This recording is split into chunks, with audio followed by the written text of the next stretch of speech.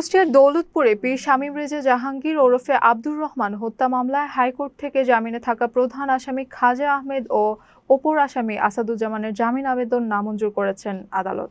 মঙ্গলবার কুষ্টিয়ার জেলা ও দায়রা জজ আদালতে আত্মসমর্পণের পর শুনানি শেষে বিচারক এনায়েতুল কবির তাদের কারাগারে পাঠানোর নির্দেশ দেন। খাজা আহমেদ জেলা ছাত্র শিবিরের সাবেক সভাপতি ও জামায়াত নেতা এবং আসাদুজ্জামান ইসলামী আন্দোলন দৌলতপুর উপজেলা শাখার সভাপতি। উল্লেখ্য, গত 11 এপ্রিল কোরআন অবমাননার অভিযোগকে কেন্দ্র করে দৌলতপুরের একটি দরবারে হামলার ঘটনায় পীর শামীম রেজাকে পিটিয়ে ও কুপিয়ে হত্যা করা হয়। পরে নিহতের বড় ভাই ফজলুর রহমান সান্টু বাদী হয়ে দৌলতপুর থানায় হত্যা মামলা দায়ের করেন।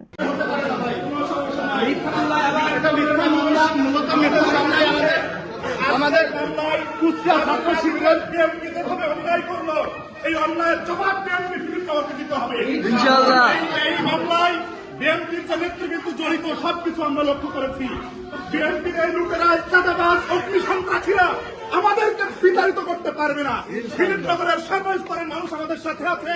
আগামী নির্বাচনে ফিলিপনগরের সর্বস্তরের মানুষ আমার সাথে থেকে ভূমিকা পালন করবে ইনশাআল্লাহ। ফিলিপনগরের মানুষ অতি দ্রুত আপনাদের সাথে সাক্ষাৎ হবে। আপনাদের সাক্ষাতের মধ্য দিয়ে আপনাদের হৃদয়ের মানুষ আমি খাজা আহমেদ আপনাদের কাছে এসে উপস্থিত হবো ইনশাআল্লাহ।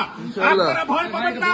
যেমনি ভাবে রোজা রেখেছেন, যেমনি ভাবে সদকা করেছেন, যেমনি ভাবে দান করেছেন, তেমনি ভাবে আপনাদের সন্তান খাজা আহমেদের জন্য দান করবেন।